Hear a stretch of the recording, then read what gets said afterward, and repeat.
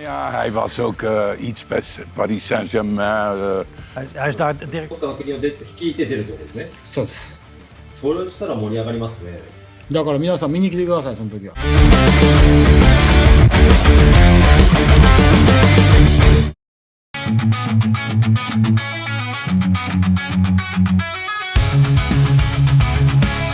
Setelah satu persatu tim pelatih skuad Garuda mulai lengkap, asisten pelatih Coach Patrick yakni Alex Pastur tak mau buang waktu jelang pertandingan kualifikasi Piala Dunia 2026 melawan Australia dan Bahrain.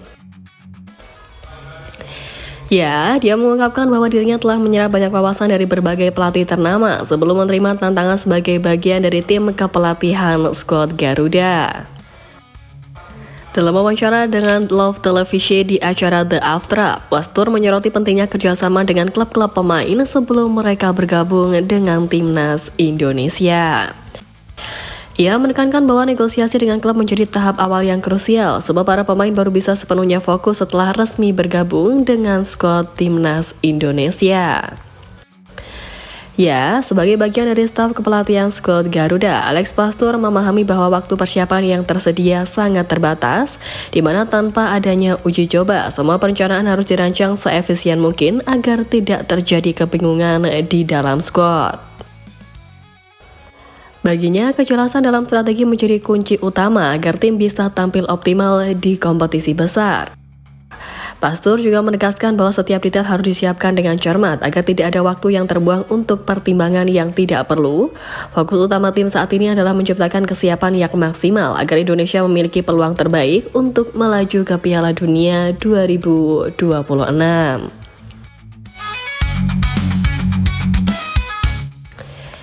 Ya, langkah diam Alex Pastur dalam melobi pemain itu tadi juga diikuti dengan rancangan gaya main Garuda yang disiapkan untuk lolos ke Piala Dunia.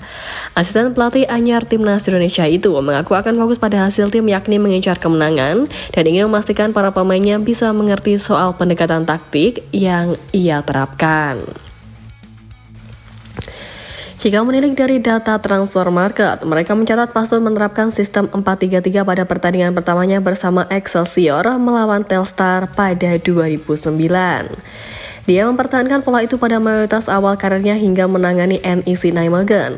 Pastur mulai menunjukkan fleksibilitas ketika hijrah ke Sparta Rotterdam, di mana dia di sana menggunakan formasi 4-4-2 dalam jangka waktu lama meski kemudian kembali ke 4-3-3. Sosok berusia 58 tahun itu lalu memainkan 4-4-2 di Al Taj sebelum berpaling lagi ke 4-3-3 saat bekerja di Almer City. Uniknya, Pastur memakai 3-4-1-2 pada musim terakhirnya bersama klub tersebut. Nah, menariknya Alex Pastur cukup percaya diri bersama Patrick Kluivert untuk bisa membawa timnas Indonesia lolos ke ajang bergengsi kelas dunia itu. Ia bahkan menyatakan tak ragu untuk memainkan formasi 9 back dan 1 striker andai itu bisa memenangi laga.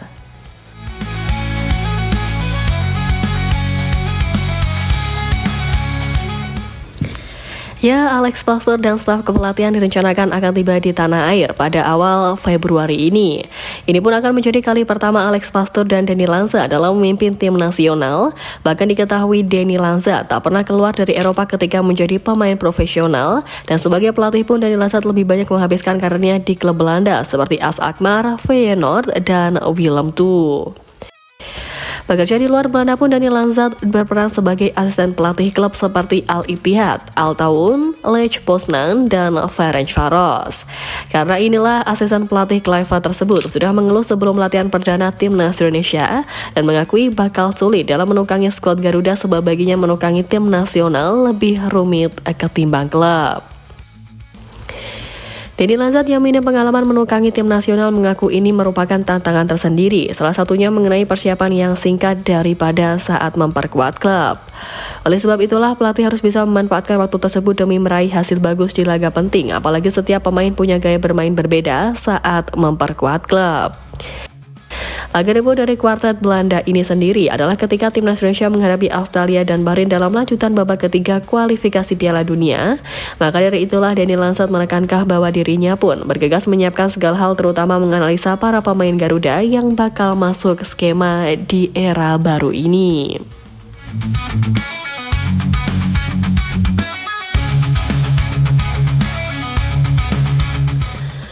Tentu menilik bagaimana persiapan masing-masing staf pelatih baru yang ada. Timnas Indonesia juga diprediksi akan semakin kuat dengan bergabungnya Jairo Riedewald, Mauro Ziltra, dan Ole Romani di laga mendatang.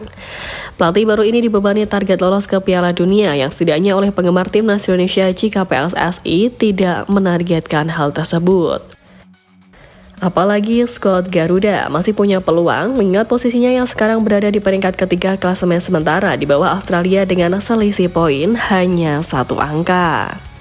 Dengan melihat komposisi skuad timnas sekarang ini, legenda Samurai Biru Keisuke Honda bahkan mengatakan bahwa skuad Garuda bisa menjadi ancaman serius dan mengerikan. Ya, menurutnya di masa kepelatihan Sintayong sejak 4 tahun terakhir, Timnas Indonesia banyak mendatangkan pemain keturunan Belanda yang dinaturalisasi. Prestasi demi prestasi terus diukir Timnas Indonesia sejak kedatangan Sintayong. Strategi potong generasi dan naturalisasi berbuah sangat manis. Ya, hasil-hasil itu membawa peringkat Timnas Indonesia meroket tajam, di mana dalam pembaruan FIFA tercantum skuad Garuda menempati peringkat ke-127 dunia. Karena ini bukan tidak mungkin jika skuad Garuda terus-menerus dalam track yang positif, mereka akan menjadi ancaman bagi negara-negara di Asia. Mantan pelatih Timnas Kamboja itu juga memperhatikan ada banyak pemain Indonesia yang meniti karir di luar negeri yang membuatnya kagum. Dengan perkembangan Timnas Indonesia ini, Keisuke Honda menilai kalau skuad Garuda berpeluang besar untuk lolos ke Piala Dunia lewat jalur babak ketiga kualifikasi ini, apalagi dengan datangnya Patrick Kluivert dan juga tim kepelatihan baru asal Belanda. Menyusul kekaguman Keisuke Honda tersebut pun, Hajime Moriyasu, sang pelatih Timnas Jepang, juga mengungkap kepercayaan dirinya bahwa skuad Garuda masih berpeluang untuk lolos ke Piala Dunia 2026. Pernyataan ini dikeluarkan Moriyasu setelah duel Timnas Indonesia versus Timnas Jepang di kualifikasi Piala Dunia 2026 beberapa waktu lalu, di mana Moriyasu menyebut bahwa skuad Garuda masih berpeluang lolos ke Piala Dunia sebab ia menilai Timnas Indonesia punya kualitas yang memadai untuk lolos ke pesta sepak bola dunia tersebut. Lebih lanjut lagi, Hajime Moriyasu juga mengomentari program naturalisasi dari Timnas Indonesia, di mana ia menilai program ini bisa membantu skuad Garuda untuk lolos ke ajang terakbar dunia itu. Jika federasi dan pemerintah juga terus melakukan naturalisasi, kemudian mereka mendapatkan pemain berkualitas, saya rasakan Timnas Indonesia untuk lolos ke Piala Dunia akan semakin besar di masa depan. Jelas Moriyasu.